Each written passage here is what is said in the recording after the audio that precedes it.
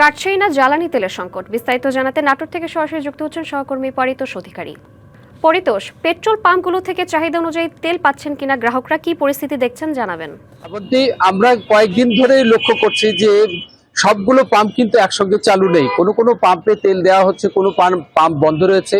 শহরের দুই একটি পাম্প হয়তো প্রতিদিনই চালু থাকছে, কিন্তু অধিকাংশ পাম্প বন্ধ থাকছে।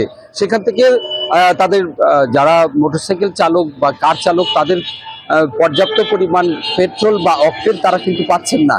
ডিজেল সরবরাহ কিন্তু স্বাভাবিক রয়েছে, যেটা কৃষিকাজের জন্য বা বাস ট্রাক পরিবহনের জন্য যে ডিজেল দরকার সেটা কিন্তু তারা পাচ্ছে। আর যেগুলো অবৈধ মজুদের কথা আমরা যেগুলো বলেছি গতকাল পর্যন্ত, সেগুলো কিন্তু বহুদিন থেকে এই দোকানগুলো চালু ছিল। তারা কিন্তু গ্রামে গঞ্জে বিভিন্ন স্থানে এই তেল উত্তোলন করে, ট্যাঙ্কারের মাধ্যমে তেল উত্তোলন করে তারা বিক্রি করে আসছিল। এতদিন পর্যন্ত তাদের কিন্তু সমস্যা হয়নি, কিন্তু এই মুহূর্তে এসে তাদের কাগজপত্র নেই, তারপরেও তারা ব্যবসা চালিয়ে যাচ্ছিল। কিন্তু এই মুহূর্তে এসে তাদের দোকানে বা ব্যবসা প্রতিষ্ঠানে অভিযান চালানো হচ্ছে, তাদের দোকান বন্ধ করে দেওয়া হচ্ছে। গ্রামের মানুষের সুবিধা যেটা হচ্ছে যে গ্রামে দোকান থাকলে সেখান থেকে তারা কিনে নিতে পারে, তাদের পরিবহন খরচটা তারা সাশ্রয় করতে পারে। কিন্তু এই যে যারা ব্যবসা করছে, ডিজেল পেট্রোল অক্টেনের ব্যবসা করছে, তাদের কিন্তু কোনো বৈধ কাগজপত্র নেই, ছিল না কোনোদিন, কিন্তু তারা দীর্ঘদিন ব্যবসা করে আসছে। আর শহরে যে পেট্রোল বা অক্টেনের চাহিদা এখন এত বেশি ব্যাপক বেড়ে গেছে, মনে হচ্ছে যে ক্রাইসিস মুহূর্তে তারা আরো বেশি তেল সংগ্রহ করতে ব্যস্ত হয়ে পড়েছেন। নগদ নিয়ে এলো হার না মানা হার অফার। সর্বনিম্ন 10,000 টাকা রেমিটেন্স নগদে পাঠালে থাকছে স্বর্ণের হার জেতার সুযোগ। এবং তারা বারবার আসছেন, বিভিন্ন পাম্পে এরকম ধরাও পড়ছেন।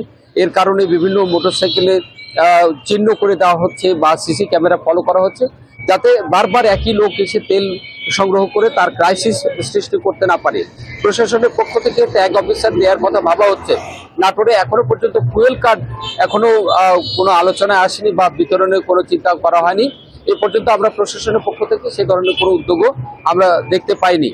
কিন্তু প্রতিদিনই যে লাইন ধরছে 1 কিলোমিটার 1.5 কিলোমিটার, কোনো কোনো ক্ষেত্রে 3 কিলোমিটার পর্যন্ত কিন্তু মোটরসাইকেলের লাইন দেখা যাচ্ছে, এবং তারা রীতিমতো ঝগড়াঝাটি এবং হাতাহাতির পর্যায়ে চলে যাচ্ছে এই লাইন ধরা নিয়ে এবং তাদের তেল সংগ্রহ করা নিয়ে।